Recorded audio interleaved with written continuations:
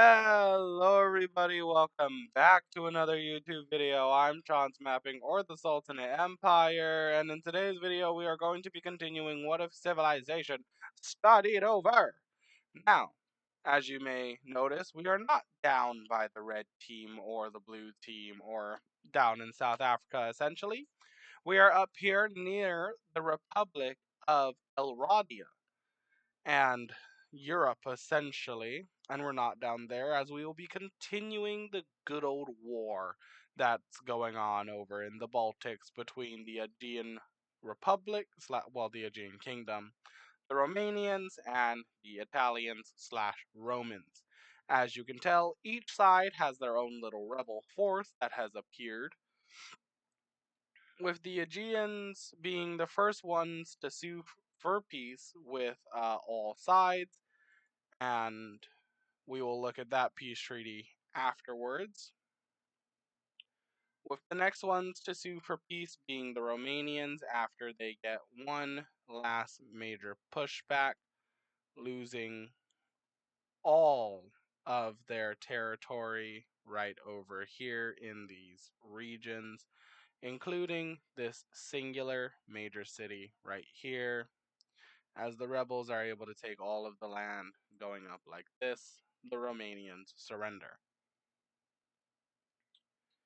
And then, essentially, after losing all of the coastline down over here, losing all of this territory right up here, we will be seeing the Italians also sue for peace with all sides as the last group of their forces get pushed out and they lose all of this land right over here, like so. Now, let us look at that peace treaty. Alrighty, and we are back. This is what the peace treaty is looking like right here, with all sides receiving their capitals and all sides receiving the lands they've gained and also losing lands they've lost. And now we will be moving away from right here and going to a different area as we will be seeing yet some more war. Alrighty, and here we are down back in South Africa with the red team and all of these guys, as we will essentially see the red team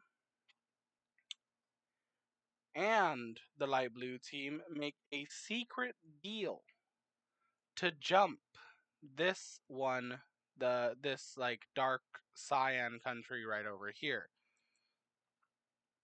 with the red team pushing into the dark cyan team's territory like so, and they end up reaching right here before their forces are halted by dark cyan team um forces. Why did I blank on what I was looking for? Oh, excuse me, had to burp. We then see blue team forces push in to these areas like so, but they too find a very hard time pushing in. Now, I do know that all three of these countries in the past were fairly friendly with each other. The times have changed. Of course, times are very much different now. And, well, we see the first two alliances, like two proper standing alliance. Well, we see the first two alliances get formed down here in Africa. Of course, it's not the first alliance that is to be formed, primarily due to the fact that, well, the first alliance was formed over in Ender's country.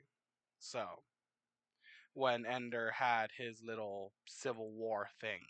If you don't know what I'm talking about, I suggest you go check the earlier episodes to understand what I mean.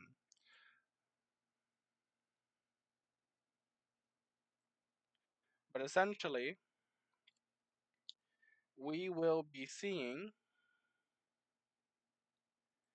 the Dark Cyan team form a alliance with enemies of both the red team and the light blue team. They form a alliance with the cyan team up there, and of course, this country down here, which is the newer South African country that popped out of the red team in a rebellion. And well, then we have the red team and the bright blue team forming an alliance together.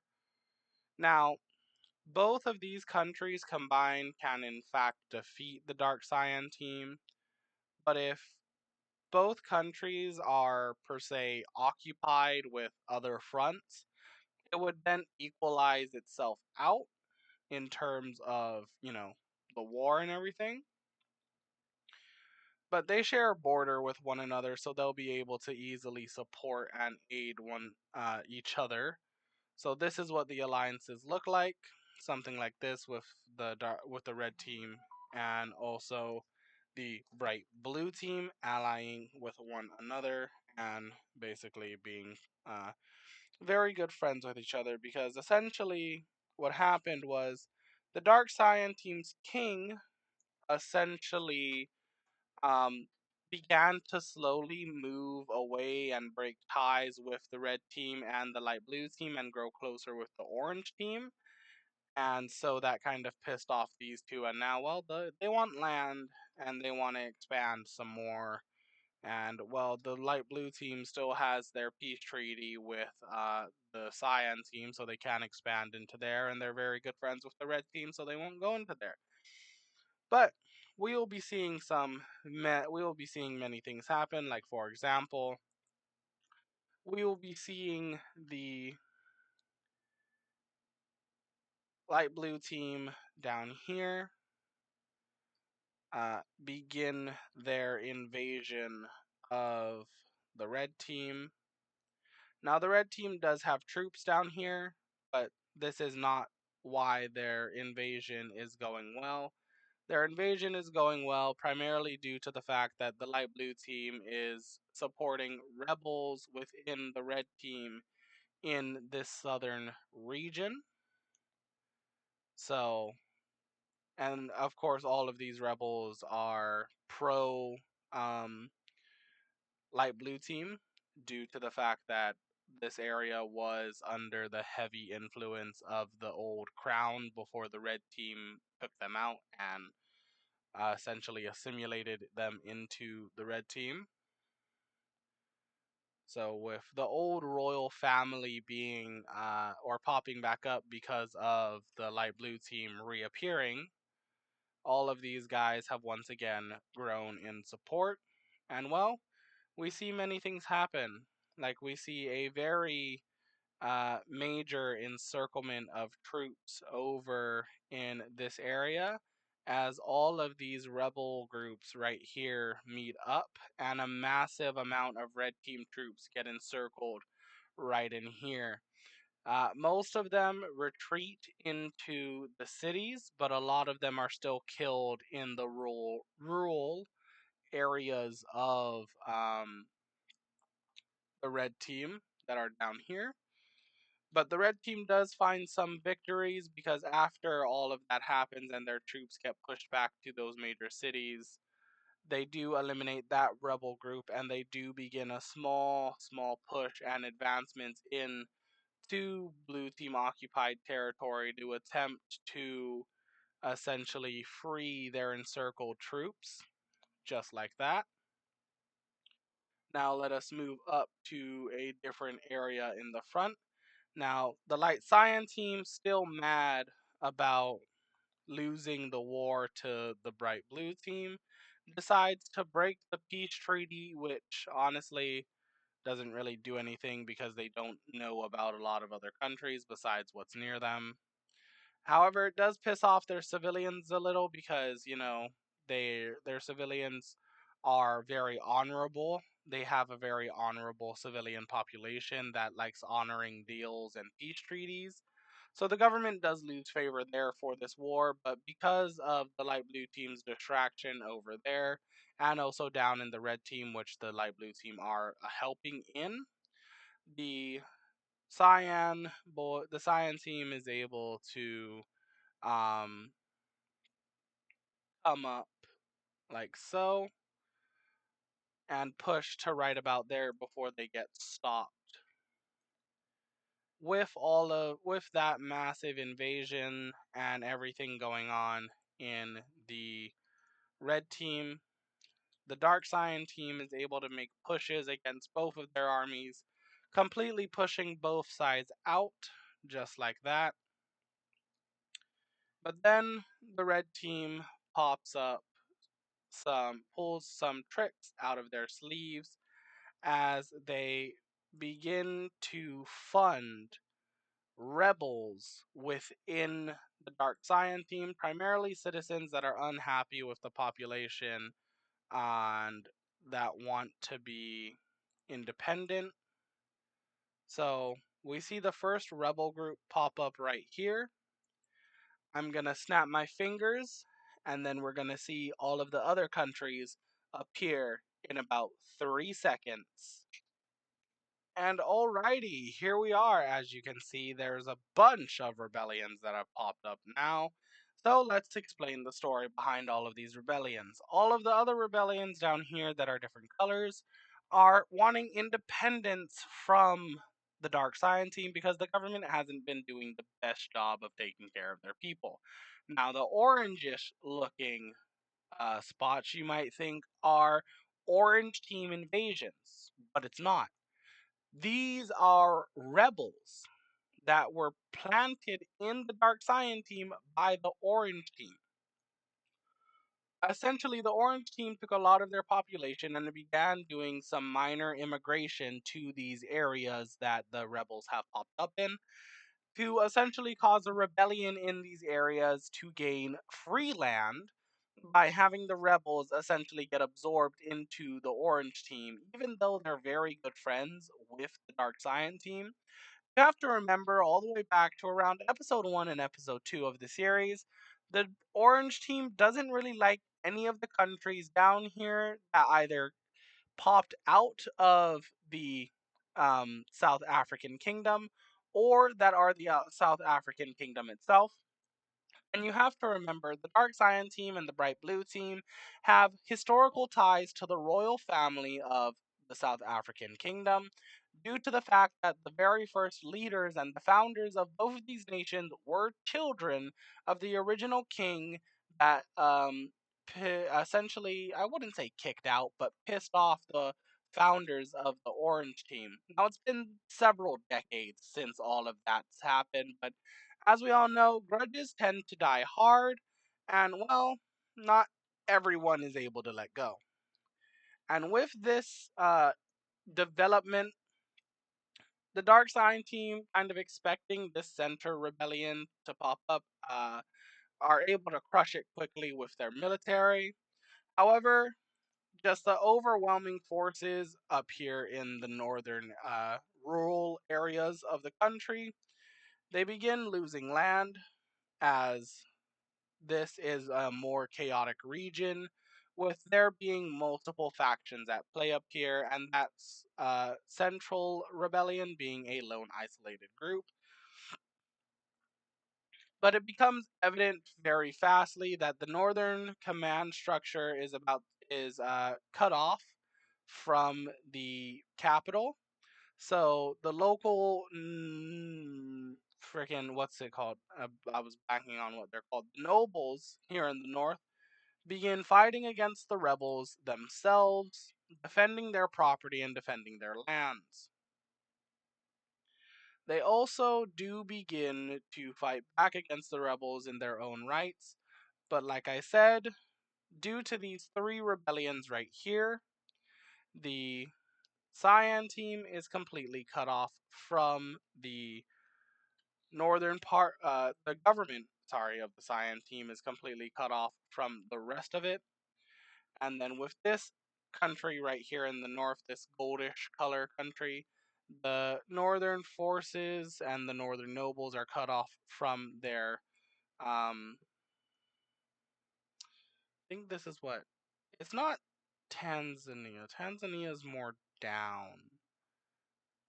I forget what country. I'm just gonna say Kenya. No, Kenya's more like up here. This would be uh, Gambia. I'm gonna. You know what? Fuck it. You know what? Like it's Kenya, Kenya, because I'm tired of calling them the Cyan team. They get the dark Cyan, anyways. In simpler words, the Cyan team gets cut off from the um dark Cyan team. Too many Cyan. But anyways, the Orange Rebels up here find very good momentum. They could be getting support from the Orange team. Who knows? We'll never find out. Or maybe we will. Maybe we will. We'll just have to wait and see. But the Orange Rebels quickly consolidate themselves up here, taking all of these lands like so, having the border look something like this. The last and final rebel group expanding into what remains, taking everything else that is left. With the north looking something like this and looking very disgusting. Now, who knows? Maybe the war will continue in the north between the different factions because God knows that each faction wants to um, gain more power than what they already have. And, each faction wants the ability to expand. But we see the bright blue team make some very smart military plays as they push back the Kenyans from their country. And as they're pushing up the coast, they actually do a major spearhead into Kenyan lines and actually push to this major city and then make a major encirclement of Kenyan forces. Some of them escape by boat, but most get killed in the encirclement. And the war continues with something like this. And it goes something like this and like this as the Kenyans continue to get pushed back and back further and further. However, there will be some not so good news from the red team as they were unsuccessful to reconnect up with their encircled areas, and they actually get pushed back even more by more rebel forces and cyan or like ocean blue militant forces, the South African kingdom. And eventually they're able to make a stop to it as the light blue team once again pulls troops down here to help them. But now the light blue team is calling into question the red team's government and their actual proper military power because they're getting their behinds handed to them by a smaller country and a bunch of rebel fighters. Anyways, let us go to a more peaceful place in the world, over in Asia and Southeast Asia. Let's go ahead and head over there. Alrighty, here we are in Asia. We will be seeing the Koreans do some more exploration in these areas and in these regions, looking something like this, and exploring some more into the water, but they don't really go that far. They primarily stay to the coastline and explore into these regions like so. We see the Chinese, IP King's country, Hungarian Serb, I think it was. That was the name. Like I said in a previous video, I will have a name layer for all of the countries. So if you would like to think of creative and custom names for all one of these countries, please do so. I am free to any suggestion and all ideas for in terms of names and just suggestions overall on what you think should happen next in the series. So we end up looking like something like this. The Koreans find a small bit of landmass, but they don't go to it because by the time they find it, they've already expanded. We see IP King's country essentially taking all of this coastal territory right down here. Again, if you would like a country like IP King or any one of my other friends or viewers, just leave a comment down in the comment section telling me the name, giving me a color and a location for your country, and it will happen. Or you can select an already existing country that isn't claimed by one of my other friends. So we see the Koreans finally connect up with the Chinese. And again, like I said, both of these countries hate each other with a burning passion, and this is what they expand into, looking something like this.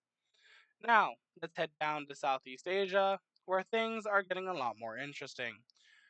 Indonesia, who is controlled by my friend Silver, does some major exploration into Southeast Asia, discovering southern Vietnam, discovering some more of the Philippines and the major southern islands before eventually discovering the entirety of the Philippines, looking something like so. They then explore up more into Laos, Thailand, and the Malaysian area, and eventually reach northern Vietnam and some more parts of southern China. And as they explore, they just kind of do all of this good, shabby stuff right here. And then they eventually meet up with some Chinese explorers looking something like this. And now China and Southeast Asia or South Asia. Oh, well, South Asia, Southeast Asia now know about each other. Now, my friend Branch, who is India over here, will also be doing some exploration. He explores up, but then eventually stops because, mountains. Ooh, excuse me. So he decides to explore more into this area, heading towards Pakistan, Afghanistan, and Iran, and explores up into this, like so, and then eventually stops right about there. And he explores a little bit more into this area, but once again, he stops because, again, mountains. Not fun.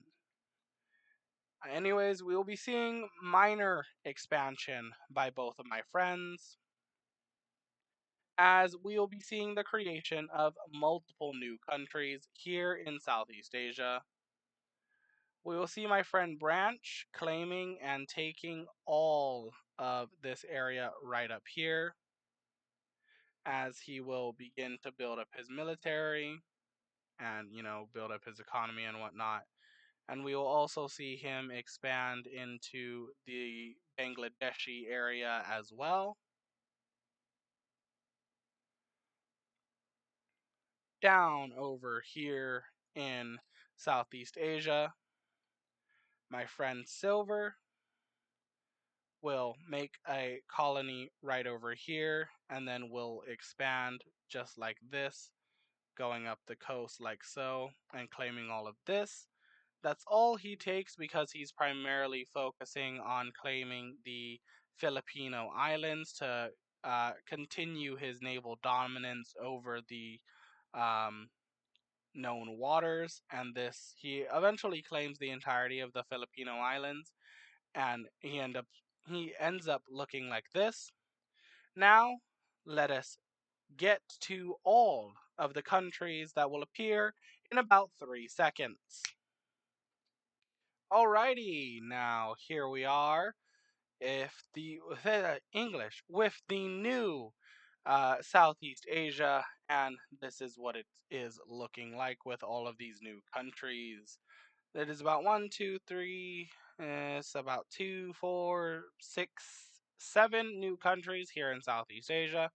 How will all of these other countries handle it? We'll just have to wait and see. Will they be allowed to expand, or will they be quickly taken out and taken over? Now, let us head back to the war in the African continent in the next episode, because I just realized I've been recording for a really, really long time. I'm Sean's Mapping, or the Sultanate Empire. If you guys enjoyed today's video, I suggest you go hit the like button beneath the video. If you didn't, then you can hit the dislike button. If you enjoy my content, everything I do, and all of the stuff I upload, go ahead and hit the like button and the subscribe button, and then hit that bell notification icon to be notified anytime I upload a new video on my channel or I post a post for something involving the series or any one of the series that I have. If you haven't already, I suggest you go check out my Universe Wixo series and my What If Cold War Never Ended series that I have going on and that I am doing on my channel. And if you have not seen the earlier videos of What If Civilization Started Over of this series, I suggest you go check them out. Thank you all for the love and support that you have given my channel, especially all of you that have been from me from the start, when I first uploaded, all the way up to now. I appreciate all of you, and I just appreciate everyone that watches the videos, even if you don't subscribe or like it. I appreciate all of you that even just give it the time of day to even watch and look at it and just kind of give me that kind of spiel and all of that stuff. I'm Sean's Mapping, or the Sultanate Empire. I hope you, ladies and gentlemen, enjoy the rest of your day or night, wherever you may be, wherever you may live. And I'll see y'all in the next video. See ya!